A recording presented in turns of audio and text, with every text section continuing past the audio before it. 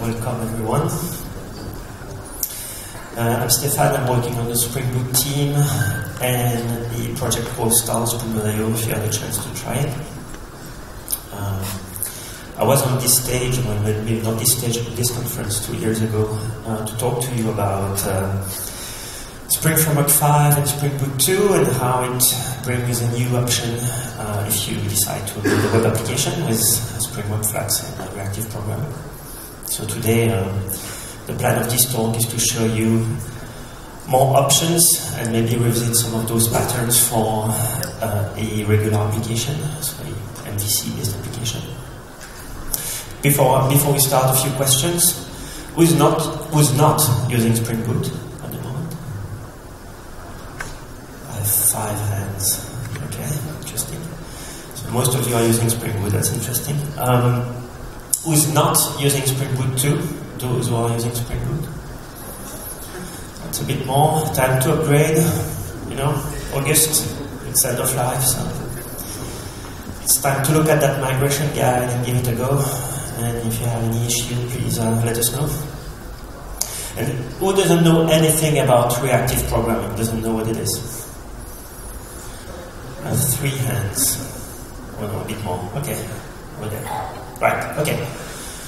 So I usually don't have any slides, but this time I thought that it was a good thing to give a bit of context. Don't worry, it's only a few slides. It's going to be live coding as promised. Trying to keep you awake and try my best. So this is what I was, for those of you who were at that talk 2 years ago, this is essentially the summary. So as of Spring Boot 2 now you have 2 options. You can either choose the servlet stack and, basically choose the servlet stack. Keep using the servlet stack with one request per thread, using the servlet API, Spring MVC, deploying that on the regular servlet container, Tomcat, JT, Undertow, or whatever application server you must have to use. And this is a first class, it is an option, right? It's not like we're telling you there is this new reactive thing and it's actually now the only option and you have to rewrite all your apps. That's absolutely not the message. So whatever you've been using in the past with Spring keeps on being supported as a first-class option, but there's a new option, reactive stack, where you could use reactive streams, so a programming model that's more based on pipelines, where you basically define what should happen, and then there is a component that will basically call you whenever the data is available. So you're basically neutral to latency for that reason, because you're not blocking in any way, and all your business logic runs with a limited amount of threads. And the advantage of that is you don't have one request per thread anymore, so you can scale with the same hardware, and you don't have that context switching. So potentially you're making a better use of the hardware on which your application is running. And that can run on Netty or using Servlet 3.1 async, so the adapter, you can still run that on Tomcat, JT, and Undertow. So these are the 2 options. And today I'm here to tell you there is a third, and we are going to work on the third. So the third one is basically to take your existing Spring MVC application, right? 1 request per thread, so the API, the regular application. If you've been working on web application with Spring, that's probably what you've been doing. And use some of the features of reactive, some of the features that reactive can give you on the back end in your existing application. Right, so for that we are going to work on an app. And this app is going to basically use some data from Spring.io, fake data.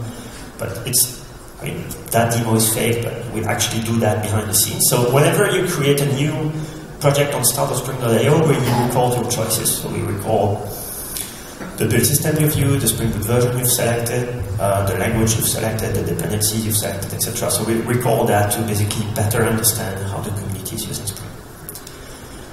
If you're not aware of this, so first of all, who doesn't know Spring.io? everybody knows Spring.io. I guess Josh has been doing a great job there. So if you've been using only the Web API, the Web UI, sorry, in the past, and you're not aware of this is my chance to tell you that you can also use Spring.io from your IDE if you want. So there is integration in VS Code, STS Eclipse, NetBeans, and IntelliJ IDE Ultimate Edition. So all those 4 IDEs, you're probably using one of those. They have that's the first screenshot you can see there. It's from IntelliJ. You can contact Spring.io. You can basically fill a form in the IDE directly. The IDE will contact Spring.io on your behalf, get the zip file, extract it somewhere, etc., etc. And you can also use that on the command line if you don't want to use an IDE. So for instance, if you have curl, you can try curl Spring.io and see what happens. Anyway, suffice to say, whenever you generate an app, we'll basically recall it. And today, we are going to work on the dashboard application. Okay? And that dashboard application has to contact 3 services. There is, of course, the project statistics I was talking about. There is an event service that gives you whatever happened to the time range you're currently looking at. And this app we also want to monitor for abuse. So we have a service that gives you the top IPs using the service. And because we don't want to look at an IP, we actually want to look at a name. There is an IP reverse lookup service that you can use. Okay. For the purpose of the sample, just keep in mind those 3 services are somewhere on the network. You can't change them. They have flows. So for instance, you'll see that the reverse lookup service only takes a single IP per call. So you basically have to call it every time for each IP. That's really, if you have 10 IPs, it would be better to send the 10 IPs and you get the 10 name resolution. But unfortunately for you, the service API is like that. You have to comply with it. And those 3 services, you can't change the API. And we are going to work on the dashboard thing at the bottom. All right. As always, this project is available on GitHub. I will send the link on Twitter later, and I'm sure the conference will have a chance to retweet or send that in a follow-up email if they want to. The GitHub repo has basically 2 modules. One, which is the generator, which simulates those 3 services, and it runs on port 8081. And the dashboard, which is basically the app we're interested in, which runs on port 8080. So I finally managed to remember that changing my background for my shelf from dark to white was a good idea, because first it was dark and you couldn't see anything.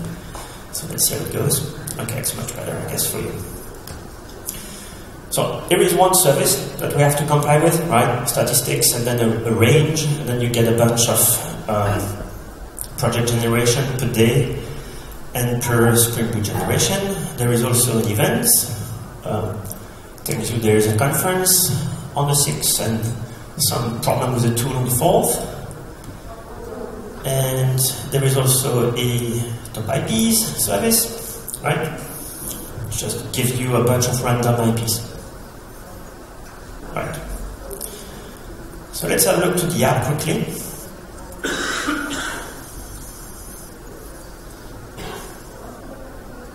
So this is the app that we have, right? It's building a form, it's building a page using a rendering engine. And to basically build that form, it needs to contact those 3 services, get the statistics, get the top IPs. You can see the DNS resolution on the right there, which is very smart. I'm quite proud of it. And then you have those events on the layout itself, right? So let's have a look to the backend and see how that's built. So first of all, we have a single class using the RestTemplate API. You probably have used that if you've built a web application in Spring. Contacting those 3 services. Then we have this method, which basically builds a container for the view, basically the model of the view, where we get the stats we get the events, then we get the top clients, and then for each client we basically have to do the DNS lookup. Look how smart we are here, faking that we are going to parallelize things a bit. As you can see, this is blocking, right? So every call is blocking. So you get the statistics weight, you get the events weight, you get the top IPs weight, and then for each of them, call the reverse lookup service. If you want to make that a bit smarter, using a regular application, you know that you can play with thread pool and joins and timeouts and whatever. And if you've done that in the past, I'm sure you'll agree that it can be a nightmare to implement. So now I want to show you how you can basically use some of the reactive features for that use case. Alright, so let's get started. So the first thing I want to do is I want to add basically the reactive options in my app. So these are the two options on my first slide, right? Either web or web flags. And this is materialized by a starter. You have a web starter that brings Tomcat, and you have a web flag starter that brings native. If you bring them both, Spring Boot will consider you want to build a regular web application and you want to use the reactive features on the backend, which is exactly what we are doing here. So next step is basically replace this by an API that allows you to compose data, right? So that's basically where reactive streams comes in, with publisher and subscriber, right? So publisher is a component that can provide data when it's available. And a subscriber can subscribe on the publisher because it's interested by the data. So if you look at that use case, what we could do is create a publisher that returns the generation statistics, for instance, for the first method call. So it returns a publisher of generation statistics, so something that can provide the data once it has the data. So there's a network call involved in this case, and once someone is actually interested by the data. So in this case, this is the backend because it needs to render the view. So we need a way to basically turn that into publishers of the data rather than the data itself, so that we cut the fact that we have a blocking call. And WebFlux brings a new API called WebClient, which is a replacement of the RestTemplate API. So at some point, RestTemplate will be deprecated because we believe that the API is more than 12 years old now. There are some flaws in them that we can't easily fix without breaking you. So we've decided with Spring Framework 5 to have a separate API, so for WebClient, a brand new API, and then basically giving you some time to gently migrate to it. It's not deprecated yet, so we are considering deprecating WebClient, but that's not the case. Right.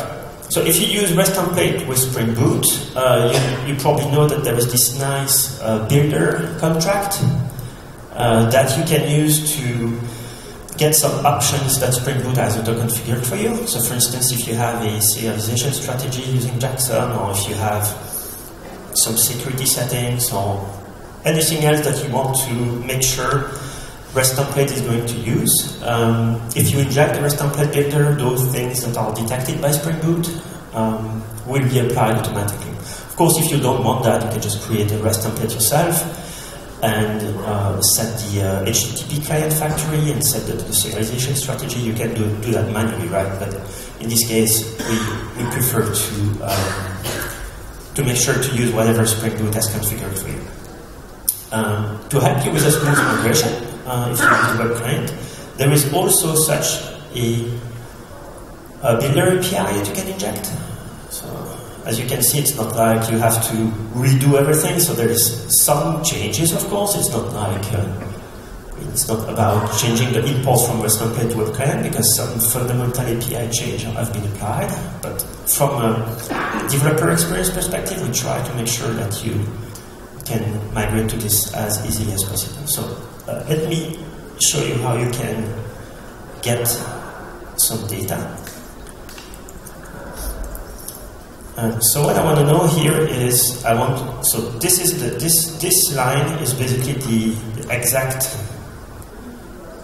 same call as the previous one with RestTemplate. The difference, of course, here is that I'm returning a publisher of the data, not the data. So Mono is from the Reactor project. So Reactor basically provides two publisher implementations, Mono and Flux. Mono is a publisher implementation for 0 or 1 element, and Flux is an implementation for n elements, potentially infinite. So here I'm returning a Mono. So if I want to return, I have a list of events here. So you would use a Flux for that. So if you want to return a Flux, it's basically get again your array, your parameters with the pattern there, then you do a body to Flux with a target type. Then you have a Flux of event. Okay. So if you call those methods now, nothing will happen, right? Because you basically returning the pipeline, you're basically returning the thing that describes how to get the data if someone is interested by the data. So let me check out the rest of that, because it sounds very interesting to do everything over here. Start this app. Right. So if I look now at my main method, basically the difference is this. So it's doing exactly the same thing as before, right? Except that now you can see the latency involved potentially. You have those block calls. Block basically means subscribe and wait. Okay? So it basically means I'm interested by this, I'm blocking, and until you basically get the data and give it to me once you have it. So this is not an improvement compared to before, right? It's doing exactly the same thing. So let's have a look. It's still working for start. Yes, it's still working. You haven't got much at this point, except that because you use an API that can tell you about potentially a latency,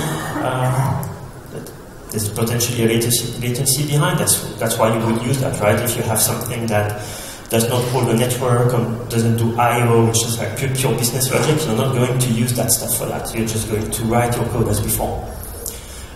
Using publisher is really publisher and subscriber. You use that when there is some I/O involved or some latency involved or whatever. Okay, so we've migrated RestTemplate to WebClient. We are blocking at every step in the way. So we have exactly the same as what we had with RestTemplate. So let's try now to make it a bit more interesting. And to do that, what I want to do now is stop blocking for every step there, but go one level up. And rather than returning the stats container, because that's a blocking call again, right? So if you return stats container, there's something needs to subscribe and wait. And what we want to do now is to increase the composition of that pipeline. So returning a model of stats container. Okay? And basically let Reactor do its job of fetching the data for us. Alright, so let's do that now. So I want to get a mono of generation statistics. So basically I'm not blocking anymore. Remember that fetch events was returning a flux of events. But I'm not, at this point, I'm not interested into streaming the events and reacting to every element of the list. I don't care about that. What I do care is when I get the list, I can pass that to another object. I don't need to react on every element on the list. So to basically implement that use case, there's an operator in Reactor called collectList on the Flux.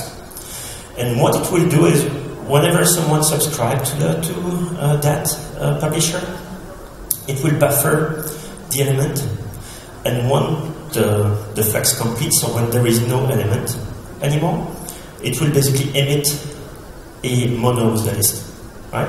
So it's a way for you to get one event with a complete data set. Of course, I need to stop blocking there. And I need also, for the same reason, I need also the top IP description. So that's a reverse lookup descriptor. Let's call that top client. And let's create a method for it. Define top clients. Date to date. Let's use collect list again. Because that way I can have a method here that returns a flux, which feels more natural. So that's fine top clients. What does it need to do? It needs to contact a service to get the list of IPs, and for each of them, it needs to contact a reverse lookup service, right? In this very case, I'm actually interested into streaming the IPs, right? Because whenever I get an IP, I have a chance to already call the service to get the name. I don't need to wait for the full list to be computed. Whenever I get one IP, I can right away, if there are enough resources on the back end, I can right away call the reverse lookup service. Of course, it would be much easier if I could get the list and contact a different service with a full list, but as I've told you, let's assume that the API is like that at the moment. So this is my call here. This is the first call that returns a flux of IP. And what I want to do is, for each of them, I want to map them to a descriptor. You know flat map in the Stream API, which works exactly the same here. So I'm getting a descriptor, and for each of them, I'm basically calling the reverse lookup service. And that's called descriptor over here. Okay.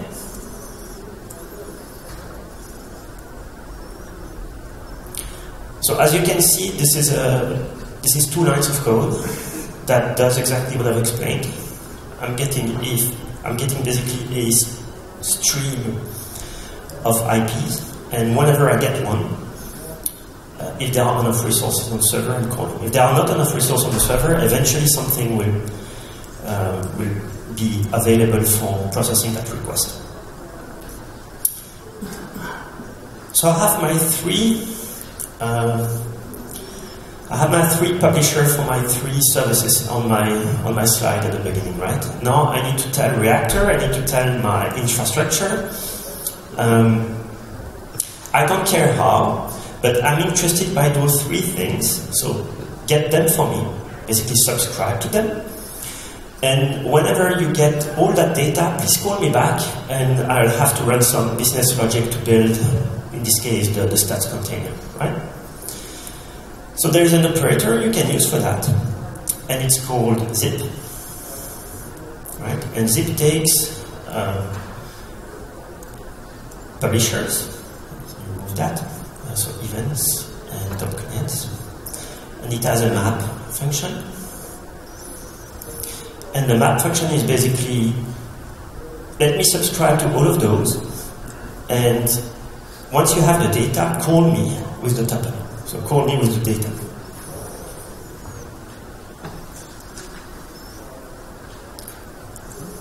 So this is my existing code, and this is the last one. So let me actually move this over here. Let's remove that because actually that part is implemented in the method below, right? So tuple T1 is the generation stats. Tuple T2 is the events. And tuple T3 is the top clients. Okay? Of course, I need to return that. That's not the case. And this is a mono. Okay. So if you look at the REST template, one call wait, one call wait, one call wait, then loop over the list and build another list, basically. You've changed that to, well, we've changed that to, here is a publisher for the first, here is a publisher for the second, here is a publisher for the third. Do your stuff and call me when you have it. And then I run some logic and build the object that actually my view needs. And you don't mess with thread pool here, you don't mess with timeout, you don't mess with join, you don't mess with any of that. Okay? The fact that it happens concurrently and you have to wait for all three to be available to run something, this is actually completely hidden from you using the zip operator, because the zip operator is going to subscribe to all three and do its things for you. So now I have a mono there, so something needs to subscribe to it, right? Otherwise nothing will happen. And this is my controller where I'm feeding my model for the view. So what I'm going to do here, I'm going to block only once here. So that's going to basically kick off the chain in your regular one request per thread model. But what's going to happen behind the scenes is, because you're using Reactor and the WebClient, there is a pool of threads that's dedicated for HTTP calls, and these are going to be used efficiently the way I've described initially. Alright, so let's see what happens. Right. So it's the same app, right? And of course it's super fast because the service is running on my machine, so it doesn't matter. But let's assume now that some of them may be slow. Then you see the benefit of using such infrastructure. There's also a test that's failing now, so that gives me a chance to show you how to write tests with that stuff. MVC test for the controller, auto-running MVC. And in this case, since it's a mono now, I can just call just, and that fixes that for me. Okay, right. So far so good, except now things are going to be a bit messy. I have some endpoint that I've implemented as a custom actuator endpoint, if you're interested by that. Spring Boot 2 as a new programming model for letting you declare your own actuator endpoint very easily. So I have an endpoint that I've called latency, and as you can see now, because there's a white background, there is a random latency between 200 milliseconds and 8 seconds, and the ratio is 0%. So basically what that means is it doesn't do anything, because it's basically slowing down 0% of requests. But I can change that for the purpose of the demo. I can change that to 80%. So let's have a look here. So 80% of requests are slowing down now. Right, so it's not so great anymore. Something on the back end is slow.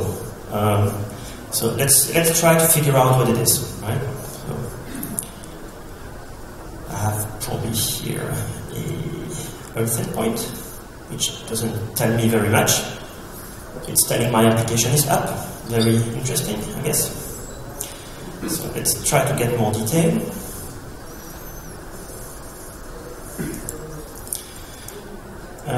So unauthorized sounds good.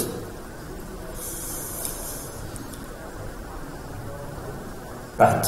So I get more details now. My reverse lookup is up. I have enough disk space. So I don't know what's going on, right? We both know, we all know now, because I've been using some latency service, that something on the back end, something running on port 8081 is slowing down. Let's assume that we don't know, and we are trying to figure it out. Using the Earth endpoint is not helping you very much. Also, you've seen me going away from the laptop on purpose, and the browser refreshing automatically with my change, right? So who doesn't know about Spring Boot DevTools here? That's 20%, okay. So Spring Boot DevTools is a library that you can add to your Spring Boot application, and what it will do, it will, amongst other things, it will monitor your classes in your IDE. It will monitor the class path of your IDE, And when you make change to it, so when you change some code or you change some config, you've seen me changing application properties there, it will notice that the timestamp of a file has changed, and it will restart the application for you automatically, right? And so that's one thing it does. And the other thing that it does is there is an integration with some tool called Lav Reload. You can see, well, if you have good eyes, or people in the front row. Lav Reload is a free plugin you can install in your browser that allows the browser to be connected to a Lav Reload server, and the Lav Reload server can send commands to the browser. DevTools implements a very, very simple Lav Reload server with a single command, which is refresh. And basically the deal is you can connect your browser to the Spring Boot application, and once the Spring Boot application has restarted, it will basically ask the browser to refresh. Right? So the experience is you change something, you compile, so you upgrade the class path, and when you do that, it will notice a file has changed, do the right thing, and then ask the browser to refresh if there is a browser connected to it. And the reason why I didn't have to do anything, I didn't have to compile, is because of this. So this out-of-the-box support for DevTools here in IntelliJ, you can see on-frame deactivation, update classes and resources. So if you select that, basically what it means is when you exit, when you change the focus from IntelliJ to a different window, IntelliJ will check if it has to do something. So if you've changed something, it will incrementally compile your project, and that will trigger DevTools, which will trigger the browser. There are similar options in other IDEs, but this integration is quite nice. Right, So my application is still slow, or was it a joke? No, it's still slow. Okay. So using the Earth endpoint is not very effective. So what I want to show you now is how you can use observability and some of the new feature in Spring Boot 2 regarding metrics. So for that, we are going to use, well, indirectly, going to use a project called Micrometer. So I want to know who does know about Micrometer in the room. Right, okay. That's 25-30% maybe. So Micrometer, their tagline is SL4J for metrics. So I'm sure you all know about SL4J, this API for login where you can code against that and then you can swap your login infrastructure without having to change anything in your project. Micrometer is the same, so they provide an API where you can define metrics and basically act on them, so increment a value or set a value. And there is an implementation for a bunch of monitoring systems, and when you add an implementation for a monitoring system, the implementation will basically make sure to push the metrics wherever they need to go, and then you can look at your metrics using the monitoring system you've chosen. Okay, so for this one, I'm going to use primitives, so I need to add an implementation of the class path. So if you use the actuator with Spring Boot 2, you basically get Micrometer. So the base API, you get it with actuator, right? So you can start creating metrics and acting on them. If we have time, I'll show you how you can do that. Right, so let's add, so these are the things that Prometheus integrates with. It's probably not a full list, but there you go, that's the one I want. So I want to use Prometheus. Prometheus is a bit different from other monitoring systems. Most monitoring systems use a push model where the application is basically sending metrics to some endpoint and the monitoring system will collect them. Prometheus is pull-based, so you basically have to expose an endpoint in your application, and Prometheus is calling you to grab the metrics. So when you add the registry, hopefully you have nothing to do as a developer, because when you add the registry, there is a Prometheus endpoint that's automatically added that you can use that will be exposed for you. I want also to, something I didn't mention, but I have a chance to show you in practice. Each metric can define one or more tags. So it's a way to categorize the metric. So you could for instance, tag all metrics for a given application with a tag named application and the name of the application. You can also tag every metrics coming from a given region. You can have a tag called region and the region where it's coming from. The reason obviously is in your monitoring system you can filter by region, you can filter by application, etc., etc. And Spring Boot will monitor a bunch of things for you out of the box, and it will add also relevant tags to the metrics that it exposes. In this case, I want to make sure I can find the metrics for that very application. So one way to do it is to use that configuration option, where I'm basically adding a tag called application, and the value is initializer dashboard. So I've changed the class path. I need to restart my app. So that's something you need to do with DevTools, by the way. So DevTools, you don't need to restart the VM. If you do a change, it will restart the application for you and keep the same VM process. So everything cached, the JIT, everything will be up to date. But if you change the class path, if you add a module, then you have to restart the application. You have to restart the JVM process. Right, so I have a file here called prometheus.yaml, and I have a job called Spring, and every 5 seconds it's going to call on localhost 8080 and 8081, so that's my dashboard and my backend. An endpoint called actuator Prometheus, so you can guess this is the Prometheus actuator endpoint, right? So I can start Prometheus and see what happens. Oh, GC, yeah, too much data there. All right. So at the bottom there, Prometheus is complaining that it can't access 8080. And so you get a failure every 5 seconds because simply it can't access it because it's secure. You've seen me log in with admin at the beginning, so well, we have to do something about it. So of course, in a non-demo, what you would do is configure Prometheus so that it has the right access token or whatever, but it's a demo, so I'm not going to do that. And what I want to do instead is to show you how you can secure your web application with Spring Boot 2 in a single place with this new API. So basically here I'm saying Prometheus script endpoint, I'm basically saying you have full access. So you can see that the app was starting in the background there, right? And now it stops complaining. Okay, so let's have a look to, let's first send some data. Still slow. All right.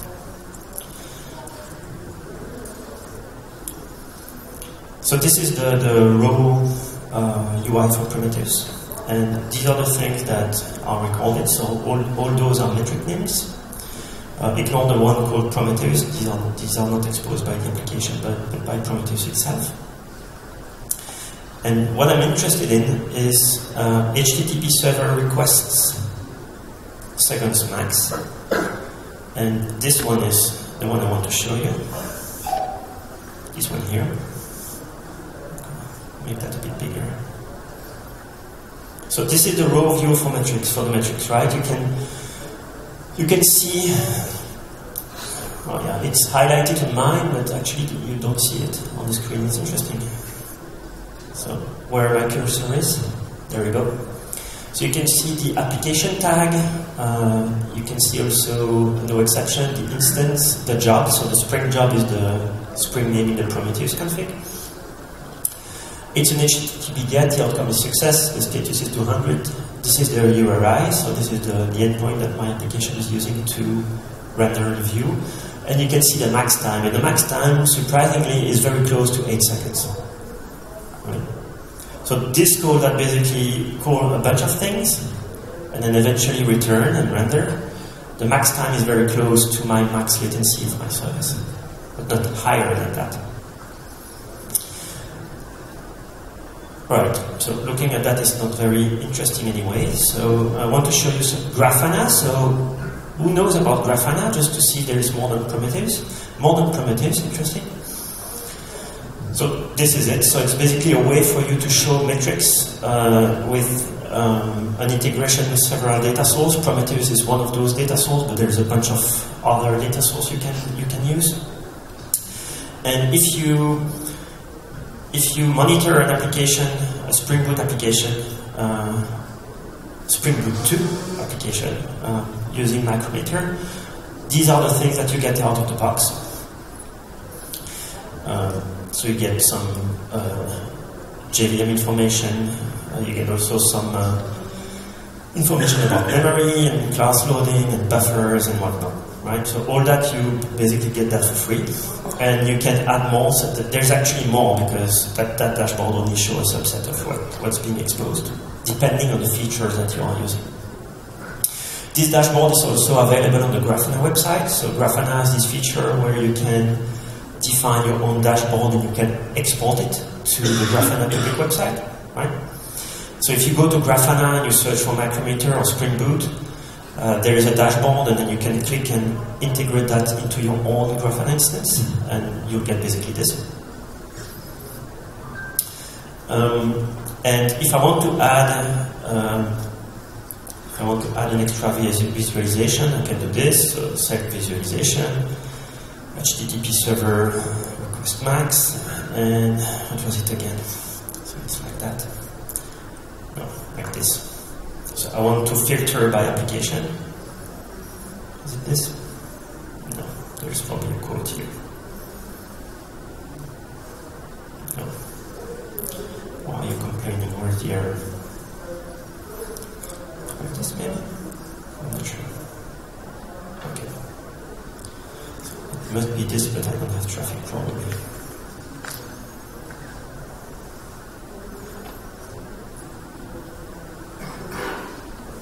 Oh, last 6 hours. Okay. Last 5 minutes. No data point. Oh, I've created a new dashboard. So this is probably a bad idea. Okay, so forget it. Let me go back here. So what I meant to show you is how you can add extra dashboard to this one. Okay. Right. So I've done that, of course, it's working if it's prepared in advance, that's the plan. So if you look at this one, this is a bit different from looking at the HTTP server requests. This is actually looking at HTTP client requests and the max. And you can see that the max at the moment is a reverse lookup. The free service, the free reverse lookup, that's at 7.77 seconds. So how come that my calls to the service at 8081 were recorded automatically? Remember about the WebClient builder or the RestTemplate builder? I told you that if you had some features in your application that Spring Boot had found, it would automatically add those features for you. And so if you decide to build your RestTemplate or your WebClient with that mechanism, and you are using the iterator, you will get those metrics out of the box being emitted for you. So now I know that, so the alt endpoint didn't give me much of any information, right? Now I know that my free service is actually the culprit here. That's why my application is slow. And I want to fix that. So something I didn't mention is this backend basically exposes two reverse lookup service. There is the free reverse lookup service. As we can see, it can be slow, it can be unreliable. And there's also a paying service. So every time you call it, you have to pay something for the sake of the argument. But you don't want to call it every time, right? Because if the free service works, you don't want to call it. You don't want to pay for nothing. You only want to pay when that makes sense. So what I want to show you is, let's go back to the code now, and now that you have this infrastructure in place, I want to show you how you can benefit from all the operators that Reactor has to offer, right? And one of those operators is Timeout. And what I want to show you is how easily you can describe in your pipeline that if the free lookup is too slow, you want to cancel and use the paying service instead. Okay? So basically I want to cut that 7 seconds max to, let's say, 500 milliseconds. So let's try to do that. So I'm here. So I'm basically looping over my LPs and calling the free service. And what I want to do now is I want to use a timeout operator.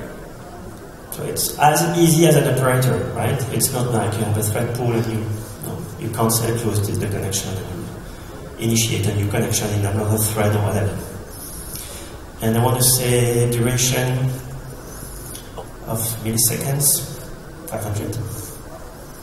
And then I have to give it the publisher, so I have to give it the pipeline to use instead. Descriptor.getIP. Alright, so it looks like this now. Call the free reverse lookup service. If the free reverse lookup service is slower than 500 milliseconds, give up and call the paying one.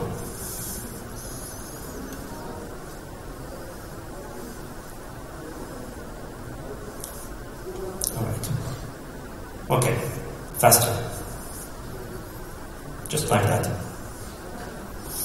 Let's have a look to our stats. So you can see that there's a scale problem now because the max is basically 500 milliseconds.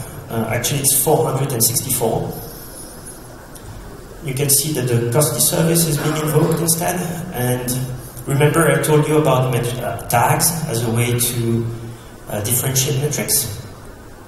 You can also use that in custom dashboards like this. So this dashboard basically shows you how much time a given service has been invoked, so you have operation per seconds. And you can see here that you get a spike of the green one, it's the paying service, and the free service is called less. So if we move the needle to basically our tolerance, if we move it below, like if we move it to, I don't know, 250 milliseconds or something like that, or even 100 milliseconds, you'll see the graph, basically the paying service spike up, and the free service spike down. And I want to show you how you can do that, because right now, that's hard-coded, and I don't want to hard-code that, right? So this is an application configuration key, okay? And I'm sure as a developer, you have many cases where you need to expose such configuration keys. And it would be nice if you could use the same features as the one Spring Boot has to offer. Who knows that you can actually do that? You can use the same features. I have 1, 2, 3, 2.5. Okay. So let me show you quickly how you can do that. So what I want to show you is how you can use those keys in application properties, right? Being able to inject application properties or system properties or command line switch or whatever you can use with Spring Boot basically, and have that injected in your own component, and basically use that, use the value, and you don't care about how it has been injected. It's basically abstracted away from you. So I'm going to build a property, if I can type that correctly. Alright, let's say I have a class, let's call that reverse lookup. And I have a timeout. And I want to give it a default, right? So I want to say, by default, let's say 500 is fine. And it has to be a Java Bean property so that we we get a chance to set the value for you. The reason why I'm creating this inner class is just to show you how you can categorize your keys, basically the same way we do, right? So I need to expose the reverse lookup sub namespace, if you will. And that's why it's written with a lowercase l and not uppercase l, because otherwise you would have reverse dash lookup in the key, and we don't want that. We only want to use that at the end of the key. Now you need to tell Spring Boot, this class, I want to bind this class to the environment, right? And for that you need to give it a prefix. So that's what I'm going to do. And I will call that dashboard. So what does it do? It's basically telling Spring Boot, this is a component that needs to be bound to the environment. So if you find a key, there's a single key here, so it's easy, but you can add as many properties as you want. There's only one at the moment, but you can add more, and they will be taken into account automatically. So if you have a key called dashboard.reverseLookup.timeout with some value, call the setter of there with the value. And it doesn't matter where it is. If it is in application properties or system property or environment variables or anywhere you can basically use a key of Spring Boot, you can do the same for your own. It's the same mechanism. So you can see IntelliJ is complaining because it says it's not registered at the moment. So please do that or flag it as a component. I'm lazy, so I'm going to say components. So now it's a B because it's in my namespace of class path scanning. It's in the same package as my application. So now I have that. I can basically use it anywhere I want. So I can come back here, duration timeout, and that's timeout I want. And I can inject that like any other component. And as a consumer of that class, I don't even know it's bound to the environment, right? It's a representation of my config. How it's being bound is not a concern of mine in this case. So now I have the timeout, I can basically remove this and use the key. So let's have a look here.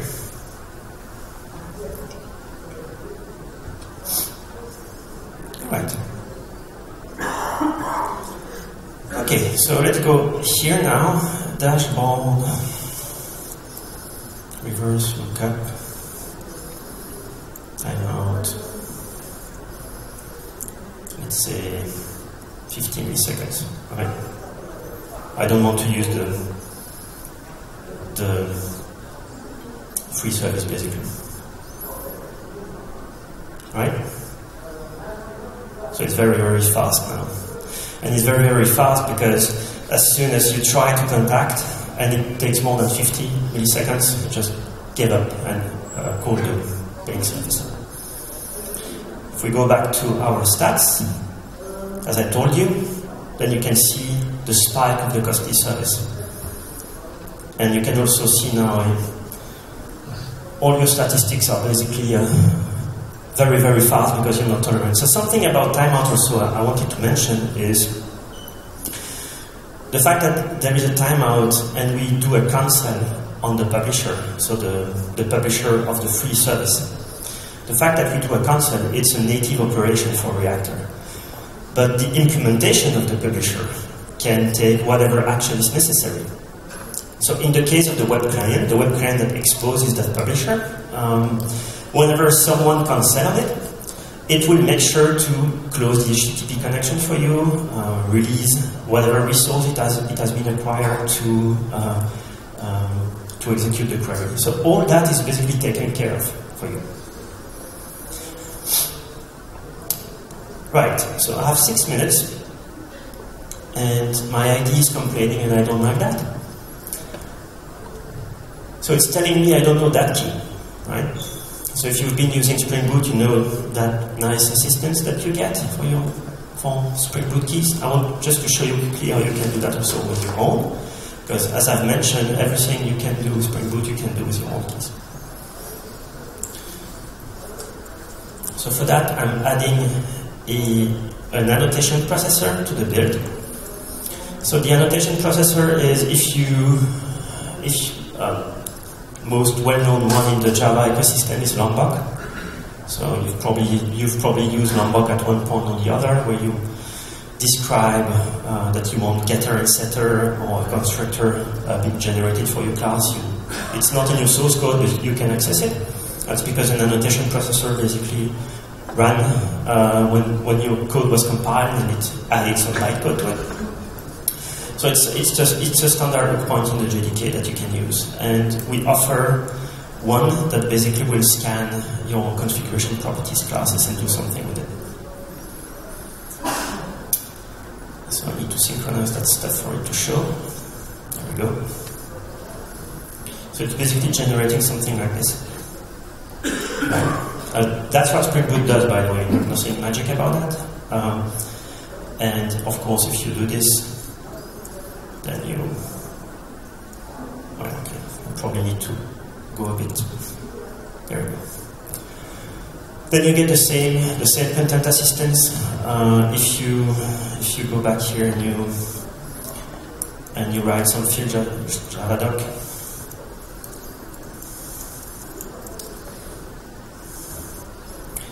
and you go back here, and you get the documentation, right? And you get also the default and whatever.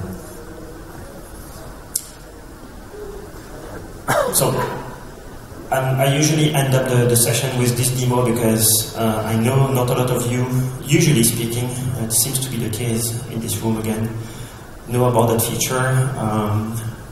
From my perspective, having to expose configuration keys for an app is something quite common, so please give it a try, because using that feature basically means you can document the keys for your teammates. You can make sure they all understand what the key is supposed to do, what the default value is, and you get the same, basically a seamless support in the IDE, be it a Spring Boot key or a configuration key from your application.